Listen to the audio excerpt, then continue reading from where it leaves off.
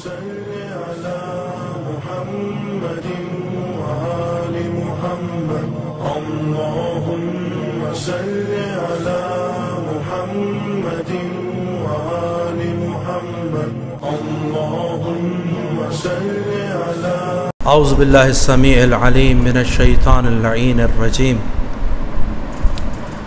بسم اللہ الرحمن الرحیم الحمد للہ رب العالمین والصلاة والسلام علی محمد وآلہ الطیبین الطاہرین المعصومین. صلوات پڑھے بر محمد وآلہ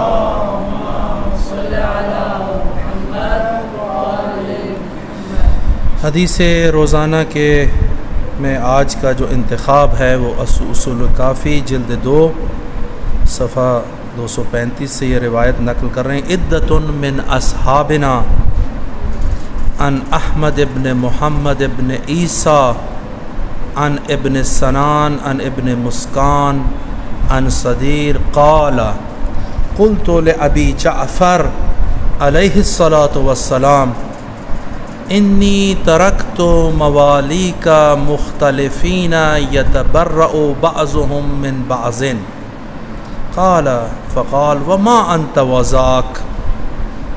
یہ روایت عدۃ من اصحابنا پوری میں نے سند حدیث نقل کی ہے، اصول کافی سے ہے، حدیث صحیحہ ہے. اور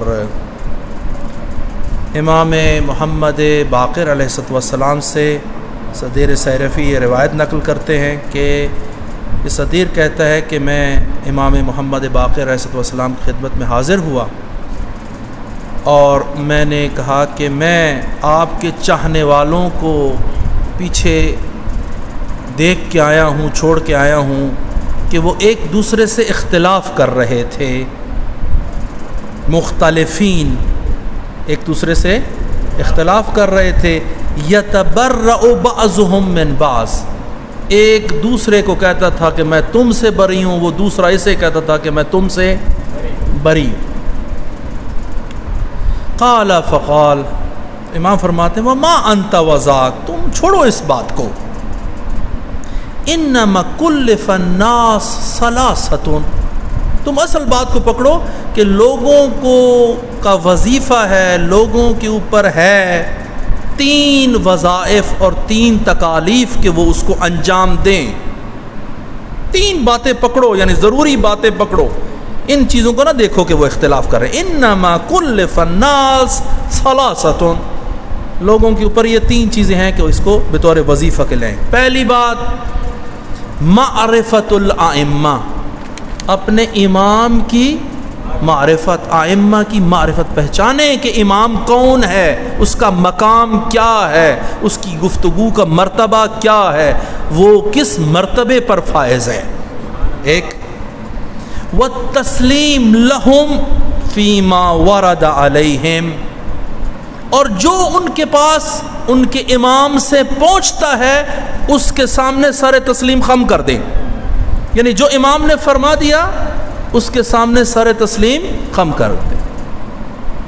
ورود کو صحیح طرح سے دیکھیں کہ صحیح حدیث ہے یا غلط ہے، کس سے نقل ہو رہی ہے، نقل کرنے والے کون ہیں. یہ ساری چیزوں کی تحقیق کر کے جب پہنچ جائے حدیث امام تک، امام معصوم تک، سر تسلیم خم کر دیں.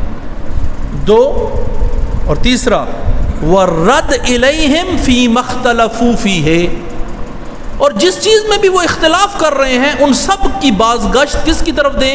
امام علیہ السلام کی طرف دیں. یعنی جتنے بھی اختلافات ہیں ان کو حل کرنے کے لیے کس طرف بازگشت کرنی ہے؟ کلام ائمہ کی طرف بازگشت کرنی ہے. اگر کلام ائمہ ان کے حق میں ہے تو وہ ٹھیک، اگر حق میں نہیں ہے تو وہ قابل قبول نہیں ہے. ایک دوسروں سے بری ہونے سے مسئلے حل نہیں ہوتے. غیبت کے دور میں بھی یہی کلام ائمہ کی طرف ہمارے پاس کلام ائمہ جو صحیحہ طریقے سے وارد ہے، موجود ہے. ہم ان کے ذریعے سے قرآن سے اجماع کے جو منتہی ہوتا ہے قول معصوم تک، اس کے ذریعے سے، اور احادیث صحیحہ کے ذریعے سے، سنت پیغمبر کے ذریعے سے، ان چیزوں کے ذریعے سے ہم آج کے اختلافات کو بھی بڑی آسانی سے حل کر سکتے ہیں. یہ شریعت سمحہ ہے اور سہلہ ہے، یہ کوئی مشکل نہیں ہے، آسان بھی ہے اور چشم پوشی بھی کرتی ہے. یہ جتنے اعتقادات ہیں ان کو اسی طریقے سے حل کرنا چاہیے. آج کل کے زمانے میں کچھ ایسے آ گئے ہیں افراد کہ جو مطالب کو ہاکذا طریقے سے پیش کرتے ہیں جس سے لوگ پریشان ہو جاتے ہیں. لوگوں تک یہ بات پہنچنی چاہیے شریعت سہلہ ہے، آسان ہے، اور وہ جو ہاکذا طریقے سے مطالب کو بیان کر رہے ہیں وہ الٹا لوگوں کو غلط سائیڈ کی طرف لے کر جا رہے ہیں.